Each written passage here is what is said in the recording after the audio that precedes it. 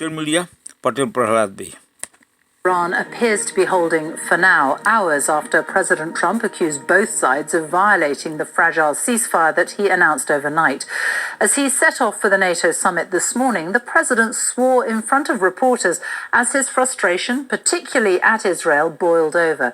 You'll hear in full what he had to say in a moment. Tonight, Donald Trump has been warmly welcomed in The Hague, where NATO leaders have sat down to dinner at the start of the two-day summit on defence.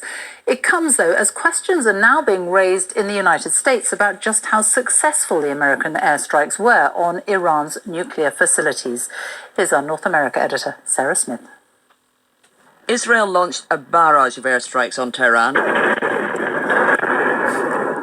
as the ceasefire deadline approached, also striking Iranian missile launchers in a last-minute, all-out assault. Donald Trump was furious with both Iran and particularly Israel for not respecting the deal. I'm not happy with Israel. You know, when I say, okay, now you have 12 hours, you don't go out in the first hour and just drop everything you have on them. So I'm not happy with them. I'm not happy with Iran either. But I'm really unhappy if Israel's going out this morning because the one rocket that didn't land, that was shot. We often see President Trump exasperated, but never actually swearing like this. You know what? We basically have two countries that have been fighting so long and so hard that they don't know what the fuck they're doing. Do you understand that? Understand that Israel has pushed him too far this time, just when he's on his way to take a victory lap at a NATO summit in The Hague, but only if the truce holds. He posted on social media, Israel, do not drop those bombs. If you do, it's a major violation. Bring your pilots home now. Then from onboard Air Force One, in a call to the Israeli Prime Minister, which the White House described as exceptionally firm and direct, Trump demanded he stick to the ceasefire. And then posted again saying, Israel is not going to attack Iran. All planes will turn around and head home while doing a friendly plane wave to Iran. Nobody will be hurt. The ceasefire is in effect. Hello, everybody. It's great to be with a friend of mine. The NATO Secretary-General, Mark Rutte, is hosting Donald Trump in The Hague tonight. They get on well, but he might be very surprised to find the text messages he sent praising the president posted on social media. He wrote, Mr. President, dear Donald, congratulations and thank you for your decisive action in Iran. That was truly extraordinary, something no one else dared to do. It makes us all safer. About aggression by On Air Force One, Mr. Trump is already talking about his desire to agree a ceasefire in Ukraine. You know, I'd like to see a deal with Russia. As you know, Vladimir called me up. He said, can I help you with Iran? I said, no, I don't need help with Iran. I need help with you. Donald Trump loves a grand VIP welcome, arriving at the Royal Palace in The Hague, where he's meeting other NATO leaders, talking to them about spending more on their own defence, about Ukraine, and what he considers to be his crowning achievement in the Middle East.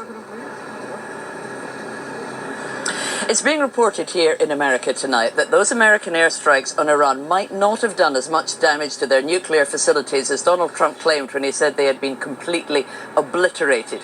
An early Defense Department assessment that's been leaked says that the core components of Iran's nuclear program may not have been destroyed, that the country might only have been set back a few months, and that much of their enriched uranium stockpiles could have been moved to secret sites before the attack. Now, the White House are very angry about that. They've pushed back saying this is flat wrong.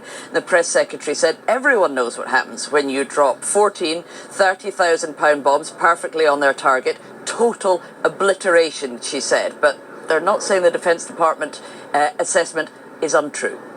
Sarah Smith, our North America editor, thank you. Well, Israel and Iran had launched large-scale attacks at each other overnight. In Iran, targets were hit in the capital, Tehran, and in the northern region of Gilan, where local officials now say at least 16 people were killed.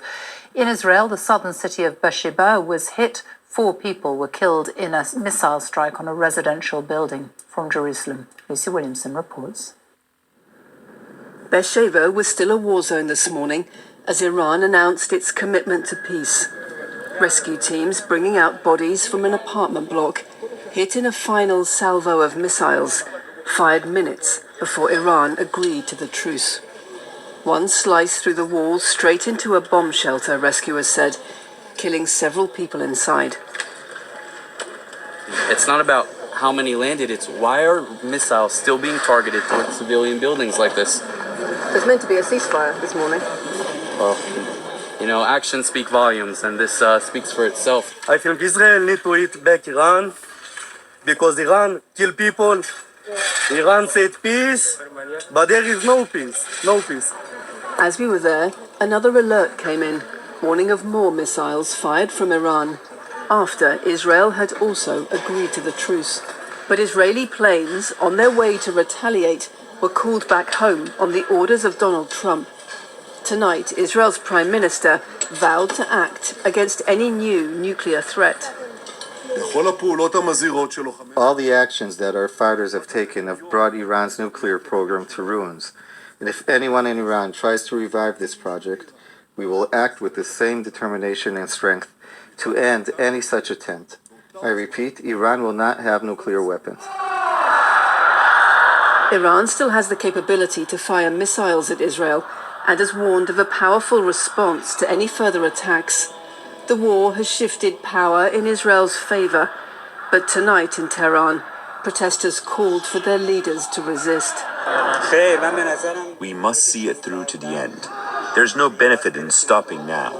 Just like what happened in Gaza and Lebanon, Israel, America, and Trump himself cannot be trusted at all.